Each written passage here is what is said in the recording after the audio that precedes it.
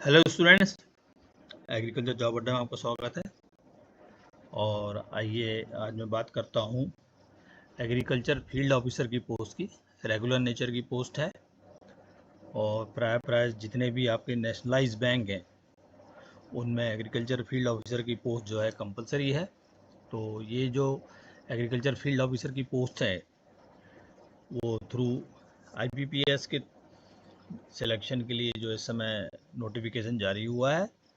और maximum bank जो आजकल अपने selection institute of banking personal selection के थ्रू ही कर रहे हैं, जिसमें कि आप लोग कई बार अपीयर भी हो चुके हैं। जैसे कि मैंने अभी आपको SBI का प्रोविजनरी ऑफिसर का नोटिफिकेशन भी शेयर किया था, वैसे ही ये institute of banking personal selection के द्वारा एग्रीकल्चर फील्ड ऑफिसर।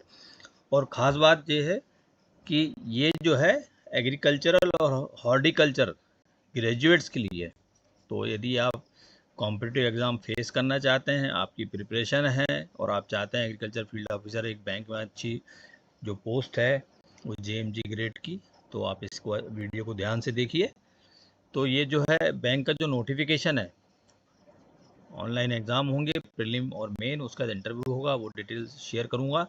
लेकिन जो ये नोटिफिकेशन है वो स्पेशलिस्ट ऑफिसर के नाम से है, कैडर पोस्ट है। और उसमें बहुत सारी पोस्ट जो है उसमें बैंक की रिक्वायरमेंट के हिसाब से है। उसमें से देखिए 2 नंबर पे जो है मैं agriculture field officer scale 1 JMG, वो जो है आपके साथ हाईलाइट शेयर कर रहा हूँ। और यदि एग्रीकल्चर फील्ड ऑफिसर में आप क्वालिफिकेशन देख लीजिए और यदि आप इच्छुक हैं तो आप इसको फॉर्म को भर सकते हैं। तो जितने बैंक हैं उनके द्वारा रिक्वायरमेंट जो दी गई है एग्रीकल्चर फील्ड ऑफिसर की, उसका जो है जस्ट ये आपके सामने है। Bank of Baroda, bank of India, लेकिन जो है बैंक ऑफ महाराष्ट्र में जो है टोटल 80 पोस्ट हैं। इसके बाद जो है आपका इंडियन ओवरसीज़ बैंक में 80 पोस्ट हैं। फिर पंजाब नेशनल बैंक में 150 पोस्ट हैं। इस प्रकार टोटल 310 पोस्ट हैं। ये मैं आपको बता रहा हूँ सभी कैटेगरीज को मिला के। तो ये जो टेबल आप देख रहे हैं ये IBPS की वेबसाइट पे है। इन बैंक ने अपनी रिक्वायरमेंट इनको दी है कि हमारे यहाँ एग्रीकल्चर फील्ड ऑफिसर की इतनी पोस्ट वैकेंट है, जिसमें कि रिजर्वेशन भी उन्होंने लगाया हुआ है। तो आप देख लीजिए, bank of Maharashtra, Indian overseas bank और पंजाब नेशनल बैंक, तीनों को मिला के 310 पोस्ट हैं। और जो भी आपका रिजर्वेशन है, चाहे वो हैंडीकैप के लिए हो, SC के लिए हो, ST के लिए हो, OBC EWS के लिए, वो सब इसमें लगाया हुआ है। डेट आप देख लीजिए, किस किस डेट को क्या आपकी प्रोसीजर है, क्योंकि नोटिफिकेशन में सबसे इम्पोर्टेंट ये है कि आपको अवेयर होना चाहिए कि एग्ज़ाम कब होना है, क्योंकि आप दूसरे भी एग्ज़ाम में अपीयर हो रहे होंगे।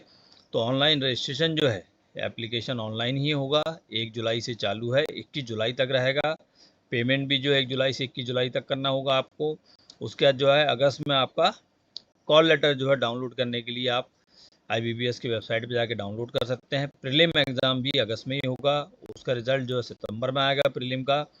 प्रीलिम जो है कि स्क्रीनिंग एग्ज़ाम है। उसके बाद जो है आपको मेन, यदि उसमें क्लियर करते हैं, यदि आप क्वालिफाई कर जाते हैं तो मेन एग्ज़ाम का जो है कॉल लेटर सितंबर में ही मिलेगा और नवंबर में मेन एग्ज़ाम होगा और रिज़ल्ट जो है नवंबर में ही आएगा। मेन एग्जामिनेशन के बाद इंटरव्यू जो है वो दिसंबर 2025 या जनवरी 2026 में हो सकता है।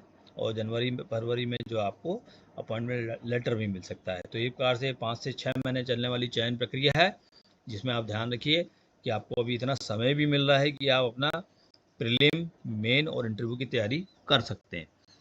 एप्लीकेशन जो है वो कोई भी इंडियन सिटीजन अप्लाई कर सकता है। और सबसे पहले आपको CRP प्रोसेस है, CRP स्पेशल 15 जो 2026-27 का नोटिफिकेशन है, वो सोर्स अभी आपके साथ मैं शेयर करूंगा, जहां आपको इसको नोटिफिकेशन को पढ़ना भी और अप्लाई भी करना है। और 2 टायर एग्जामिनेशन है, प्रीलिम और मेन।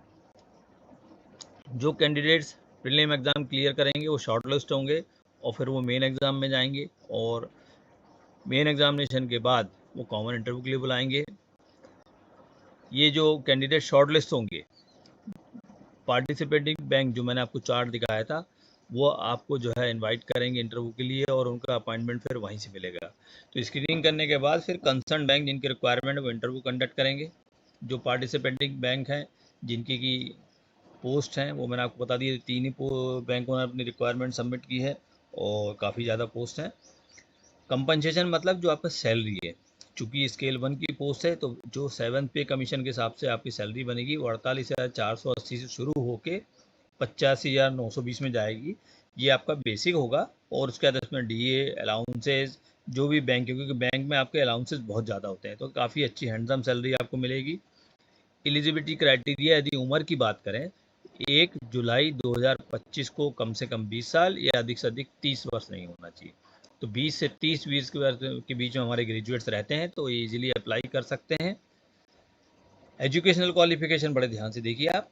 एग्रीकल्चर फील्ड ऑफिसर के लिए उन्होंने बहुत क्लियर लिखा है, 4 ईयर डिग्री ग्रेजुएशन एग्रीकल्चर में हो, हॉर्टिकल्चर में हो, और बाकी उन्होंने और भी डिसिप्लिन से लिखी है। यहाँ पे एग्रो फॉरेस्ट्री भी है, एग्रीकल्चर बायोटेक्नोलॉजी भी है, बीटेक बायोटेक्नोलॉजी भी है और एग्रीकल्चर इंजीनियरिंग भी है। तो इस प्रकार से हमारे BSc agriculture, BSc horticulture, BSc forestry और आपका जो है एग्रीकल्चर इंजीनियरिंग मतलब बीटेक, ये सभी ग्रेजुएट इसमें अप्लाई करके अपीयर हो सकते हैं और प्रिपरेशन करके आप चाहें तो प्रीलिम और मेन निकाल के फिर इंटरव्यू फेस करना है।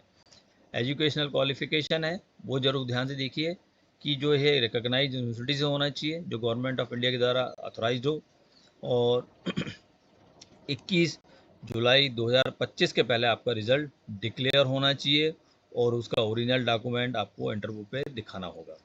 कैंडिडेट को अप्लाई करने के लिए आप ये चाहें तो बहुत ज़्यादा एप्लीकेशन भी डाल सकते हैं, लेकिन वो आपकी क्वालिफिकेशन से मैच नहीं करती। उसमें आईटी ऑफिसर है, राजभाषा अधिकारी है, तो ये हमारे लिए एप्लीकेबल नहीं, क्योंकि हमें सिर्फ एग्रीकल्चर फील्ड ऑफिसर के लिए अप्लाई करना है।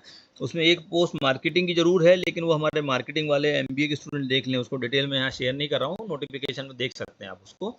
और चूंकि बैंक का जॉब है तो सिबिल जरूर चेक करेंगे। आपको ये मान के चलिए कि जिनका भी बैंक अकाउंट है एप्लीकेंट का, तो उसकी सिबिल का रिकॉर्ड भी देखेंगे, और यदि आपके पास बैंक अकाउंट नहीं है तो ये टर्म्स एंड कंडीशन आप पे लागू नहीं होगी। एप्लीकेशन फ़ीस की बात करें तो एप्लीकेशन फ़ीस जो है आपकी जनरल कैटेगरी EWS इनके लिए 850 रुपये है, और बाकी categories SC ST physically handicap के लिए ₹175, और बैंक ट्रांजेक्शन चार्जेस आपके अलग से लगेंगे।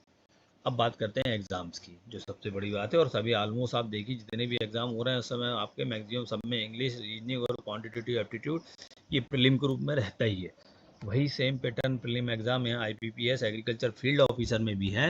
इंग्लिश लैंग्वेज के 50 क्वेश्चन 25 मार्क्स के होंगे, 40 मिनट में करना है। रीजनिंग के 50 क्वेश्चन 50 मार्क्स के 40 मिनट में करना है। क्वांटिटेटिव एप्टीट्यूड के 50 क्वेश्चन 50 मार्क्स के 40 मिनट करना है। 150 क्वेश्चन होंगे, 125 मैक्सिमम मार्क्स होंगे, 2 घंटे का पेपर होगा, और candidate have to qualify in each of the 3 test by securing minimum cut off marks to be decided by the IPPS। तो ये तीनों जो सेक्शन अलग अलग रहेंगे, तीनों में क्वालिफाई होना है। इसका मतलब है कि एक सेक्शन में आप बहुत मैक्सिमम साइड चले गए और दूसरे में यदि आप मिनिमम साइड हैं तो आप प्रीलिम क्लियर नहीं कर पाएंगे। तीनों के मिनिमम को आपको क्लियर करना होगा। फिर इसके बाद यदि आप प्रीलिम से शॉर्ट लिस्ट होते हैं तो फिर आप मेन एग्जामिनेशन की बात करें, जिसमें कि आपका IT ऑफिसर और एग्रीकल्चर फील्ड ऑफिसर दोनों के लिए मेन एग्जामिनेशन प्रोफेशनल नॉलेज। यहाँ पे आपको एग्रीकल्चर के सब्जेक्ट के क्वेश्चन पूछे जाएंगे, 60 क्वेश्चन, मैक्सिमम मार्क्स 60 होंगे। इंग्लिश एंड हिंदी में पेपर होगा, 45 मिनट का पेपर होगा। ये ध्यान से देखिए, आप एग्रीकल्चर फील्ड ऑफिसर में प्रीलिम के बाद जब मेन देंगे तब आपका यहाँ प्रोफेशनल नॉलेज के क्वेश्चन 60 आएंगे, 60 नंबर के। और मार्क्स ऑप्टेन जो ऑनलाइन मेन एग्जामिनेशन होंगे, ये इंटरव्यू को शॉर्ट लिस्ट करने के लिए काउंट किए जाएंगे, और जो फाइनल मेरिट लिस्ट बनेगी उसमें मेन के नंबर प्लस आपकी जो है इंटरव्यू के नंबर दोनों जुड़ेंगे। तो ये बहुत ध्यान रखिए, प्रीलिम में आपको बहुत मैक्सिमम एफर्ट नहीं करना प्रीलिम में, लेकिन तीनों सेक्शन में क्लियर होना है।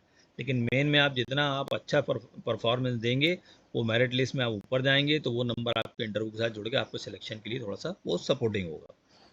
प्रोसीजर अप्लाई करने के लिए IPPS की वेबसाइट आपके पास सबको पता होगा। बहुत सारे स्टूडेंट का रजिस्ट्रेशन भी होगा, किसी बैंक के लिए किया होगा, PO के लिए किया होगा, लोकल बैंक ऑफिसर के लिए किया होगा, तो वही एप्लीकेशन आपका यहाँ भी चलेगा। तो उसको आप चाहें तो डायरेक्ट जाके लॉगिन कर सकते हैं। हाँ, लेकिन जो ग्रेजुएट्स नए हैं, फ्रेशर हैं, उनको पहली बार जाके न्यू रजिस्ट्रेशन में क्लिक करना पड़ेगा, और एप्लीकेशन फॉर्म भरने के पहले रजिस्ट्रेशन होगा, और वहाँ उसकी गाइडलाइन भी पड़ी हुई है, क्योंकि इसमें देखिए आपका थंब स्कैन, फोटोग्राफ, आपके डॉक्यूमेंट सब लगना है, तो इसको थोड़ा ध्यान से पढ़िएगा। ये जो वेबसाइट का सोर्स है, क्योंकि ये विज्ञापन आपको देखना है एक बार, मैं आपको हर बार सोर्स शेयर जरूर करता हूँ, ताकि जो हाईलाइट में शेयर कर रहा हूँ, हो सकता है मुझसे भी कहीं कोई चीज़ छूट गई तो उसको दोबारा यदि आप सीरियसली किसी एग्जामिनेशन की प्रिपरेशन कर रहे हैं तो नोटिफिकेशन मैं आपको हमेशा स्ट्रांगली एडवाइस करता हूँ कि हमारे वीडियो के बेस पे देख के आप अप्लाई नहीं करें। यदि आप कॉम्पीट कर रहे हैं और यदि आप प्रिपरेशन करना चाहते हैं, पूरा डिटेल नोटिफिकेशन इसलिए मैं आपको ये सोर्स शेयर करता हूँ क्योंकि उसकी आपकी फाइल PDF की आपको पूरे मैंने साथ रखना है, क्योंकि आपको एग्ज़ाम पूरा लास्ट इंटरव्यू तक फेस करना है। तो बहुत सारी चीज़ें उसमें दी हुई हैं। ये तो मैं सर आपको एक इन्फॉर्मेशन देता हूँ कि आप अप्लाई करना चाहते हैं, जो डिटेल यहाँ से देख लें। तो IBPS.in के होम पे जाएंगे आप, CRP देखिए। CRP में जो है आपको दोनों तरफ रिसेंट अपडेट्स में भी और आपका special apply online for common recruitment process, तो CRP स्पेशलिस्ट ग्रेड में स्पेशलिस्ट ऑफिसर 15 1 जुलाई का नोटिफिकेशन डाला हुआ है, जो अप्लाई करना है आपको। नोटिफिकेशन फॉर कॉमन रिक्रूटमेंट जो मैंने आपको अभी शेयर किया है, वो विंडो नोटिफिकेशन भी इसमें पड़ा हुआ है। किसी को आप क्लिक करेंगे आपको सब डिटेल इन्फॉर्मेशन मिल जाएगी। अप्लाई करने के लिए जब आप खोलेंगे ऐसी ही आपको एक विंडो मिलेगी जिसमें न्यू रजिस्ट्रेशन करना है या ऑलरेडी रजिस्टर्ड जो क्लिक कर सकते हैं। डेट भी यहाँ दी हुई है, तो ये काफ़ी इन्फॉर्मेशन आपको हेल्पफुल हो सकती है। और मुझे लगता है कि यदि आप ग्रेजुएट हैं और ये एग्रीकल्चर फील्ड ऑफिसर जो जॉब एग्रीकल्चर पास आउट्स के लिए ही है प्योरली, क्योंकि प्रोफेशनल क्वेश्चन उसी के आना है, तो अच्छी अपॉर्चुनिटी हो सकती है। जय हिंद, जय भारत।